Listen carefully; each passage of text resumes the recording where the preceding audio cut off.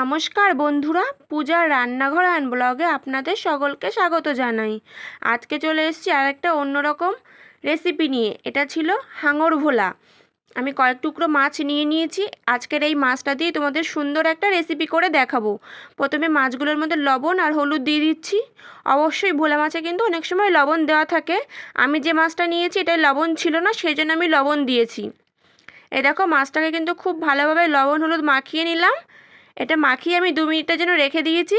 আর এখানে কিছুটা পেঁয়াজ আর কিছুটা টমেটো কেটে নিচ্ছি। আজকের এই রান্নাটা কিন্তু এই দুটোই মেন জিনিস, এই দুটোই লাগবে। এই যে দুটোতেই রান্নার টেস্টটা পাল্টে যাবে। সেজন্য 2টো টমেটো নিয়েছি, 2টো পেঁয়াজ নিয়েছি। আর এই যে কড়াই বসিয়ে দিয়েছি, কড়াইটা খুব ভালো করে গরম করে নিয়েছি। এবার কড়াইতে তেল দিয়ে দিলাম। তেলটা গরম হয়ে গেছে। এই দেখো, তেলটা কিন্তু খুব ভালোভাবে গরম হয়ে গেছে। এবার তেলের মধ্যে এই যে মাছগুলো মাখিয়ে রেখেছি লবণ হলুদ, সেই মাছগুলো আমি একে একে ছেড়ে দেবো। এই দেখো, সমস্ত মাছগুলো কিন্তু দিয়ে দিয়েছি। এবার মাছগুলোকে উল্টে পাল্টে লাল লাল করে ভেজে নেব। এই দেখো, উল্টে দিয়েছি। মাছগুলো কিন্তু ভোলা মাছগুলো কিন্তু খুবই সাবধানে ভাজতে হয়, যেহেতু এগুলো একটু নরম মাছ। এই দেখো, মাছগুলো কিন্তু খুব ভালো করে ভাজা হয়ে গেছে। এবার আমি তুলে নিয়েছি মাছগুলো। আর ওই তেলেই, যে তেলটা ছিল মাছ ভাজা, সেই তেলেই আমি ফোড়ন দিয়ে দেব। 5 ফোড়ন আর কিছুটা পেঁয়াজ ফোড়ন দিয়ে সমস্ত কিছু ভালোভাবে ভেজে নেব। এই দেখো, যে পেঁয়াজটা কেটে রেখেছিলাম সেই পেঁয়াজটা কিন্তু দিয়ে দিয়েছি। এবার পেঁয়াজটা আমি খুব ভালো করে ভেজে নিচ্ছি। একদম কড়া করে ভাজবো না, বেরেস্তার মতো, কিন্তু একটু মাঝারি আছে সময় নিয়ে পেঁয়াজটা ভাজতে হবে। এই দেখো, পেঁয়াজটা কিন্তু খুব সুন্দর করে ভাজা হয়ে গেছে। এই সময় দিয়ে দেবো একটু চিনি। চিনিটা দেওয়ার কারণ হচ্ছে খুব সুন্দর একটা গন্ধ আসবে। আর যেহেতু টক টক দেওয়া থাকবে, টক ঝাল হবে, সেজন্য একটু চিনি দিলাম ব্যালেন্সের জন্য। এবার চিনিটা দিয়ে খুব ভালোভাবে ভাজা হয়ে গেছে পেঁয়াজটা।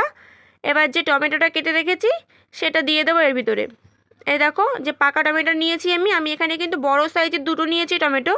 একটু টকটা বেশি লাগবে দিতে, সেই জন্য আবারও বলে দিচ্ছি। এই যে টমেটোটা দেওয়ার পরে খুব ভালোভাবে ভেজে নিচ্ছি। এবার দিয়ে দেবো পরিমাণ মতো লবণ। লবণটা দিলে টমেটোটা একদম গলে যাবে, সেই জন্য লবণটা দিয়ে দিলাম। পরে আর আমি আর লবণ দেইনি, এই সময় পুরো লবণটা দিয়ে দিলাম। এই দেখো, লবণটা দিয়ে আবারও টমেটোটা খুব সুন্দর করে কিন্তু ভেজে নিচ্ছি। আর টমেটোটা কিন্তু ভালোভাবে গলেও যাবে। এবার একটু ঢাকা দিয়ে দেবো 2 মিনিটের জন্য। এই দেখো বন্ধুরা, ঢাকাটা দিয়ে দিয়েছি 2 মিনিটের জন্য। 2 মিনিট হয়ে গেছে, ঢাকাটা তুলে নিচ্ছি।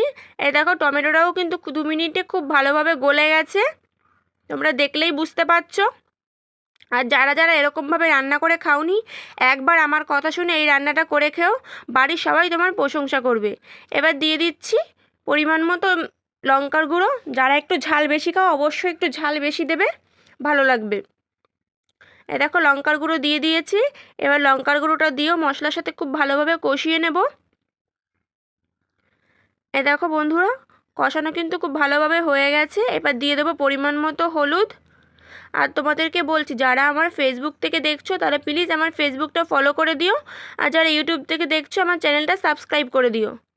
চলো, এই দেখো, হলুদটাও কিন্তু ভালোভাবে ভাজা হয়ে গেছে। আর এই রান্নাটা কিন্তু, এই মশলাটা যখন ভাজবে মাঝারি আঁচে করবে, আঁচটা কিন্তু বাড়িয়ে দেবে না। এবার দিয়ে দিচ্ছি এবার দিয়ে দিচ্ছি জিরে আর সর্ষে বাটা। খুবই সামান্য দিতে হবে।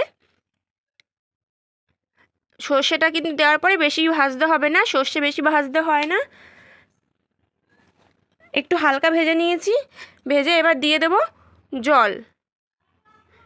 জলটা কিন্তু অবশ্যই দিতে হবে, না কিন্তু মশলাটা দেখবে পুড়ে পুড়ে আসবে এই সময়। সেজন্য সামান্য একটু জল দিয়ে কষিয়ে নিচ্ছি। সাইড থেকে দেখো তেল ছেড়ে গেছে, তখন বুঝতে হবে যে আমাদের মশলাটা কিন্তু খুব ভালোভাবে কষানো হয়ে গেছে। এবার দিয়ে দেব পরিমাণ মতো জল। এই রান্নাটায় কিন্তু খুব বেশি জল লাগে না, 1 কাপের মতো জল দেবে তোমরা। এবার তোমাদের যদি মাছ বেশি হয় সেক্ষেত্রে একটু জল বেশি লাগবে, কিন্তু খুব বেশি জল বেশি লাগে না। আমি এখানে 1 কাপের মতো জল দিয়েছি। এবার দিয়ে আমি এটা ঢাকা দিয়ে দেবো। এই দেখো বন্ধুরা, ঢাকা দিয়ে দিয়েছি। যতক্ষণ না ফুটে ওঠে ততক্ষণের জন্য। আমার 1 মিনিট মতো লেগেছিল ফুটে উঠতে। এই দেখো, 1 মিনিট পরে নামিয়ে নিয়েছি ঢাকনাটা। আর এই যে ঝোলটা খুব সুন্দর করে ফুটে গেছে। এই সময় একটু দেখে নেবে টক ঝাল মিষ্টির ভাবটা ঠিক আছে কি না। আমি দেখে নিয়েছি, আমার একদম ঠিক ছিল, সেজন্য পরে আমি আর লবণ দেইনি। এবার দিয়ে দেবো ভেজে রাখা মাছগুলো একে একে। সমস্ত মাছগুলো কিন্তু দিয়ে দিচ্ছি। আবারও ঢেকে দেবো যাতে মাছটা একটু সেদ্ধ হয়ে যায়।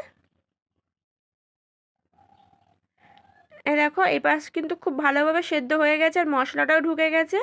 এবার মাছটা আবার উল্টে দেব যাতে ওপাশেও মাছটা সেদ্ধ হয়ে যায় আর মশলাটা একটু ঢুকে যায়, তাহলেই তো খেতে ভালো লাগবে। আর তোমরা কে কে আমার রান্না দেখে রান্না করেছো আমাকে কমেন্ট বক্সে জানিয়ে দিয়ে যেও। এই দেখো রান্নাটা কিন্তু একদম ভালোভাবে হয়ে গেছে। একটু নাড়িয়ে নিচ্ছি নিচ থেকে। এই দেখো হালকা হালকা গ্রেভি আছে, আমি এরকমই হালকা হালকা গ্রেভি রেখেছিলাম। এবার ওপর থেকে লাস্টে ধনে পাতা ছড়িয়ে দেব। রান্নাটা একদম হয়ে গেছে, এবার নামিয়ে নেব। আর তোমাদের যদি আমার এই রান্নাগুলো ভালো লেগে থাকে প্লিজ আমার চ্যানেলটা সাবস্ক্রাইব করে দিও আর লাইক কমেন্ট শেয়ার করে দিয়ে যেও। আজকের জন্য আসি, দেখা হবে আবার অন্য কোনো ভিডিওতে।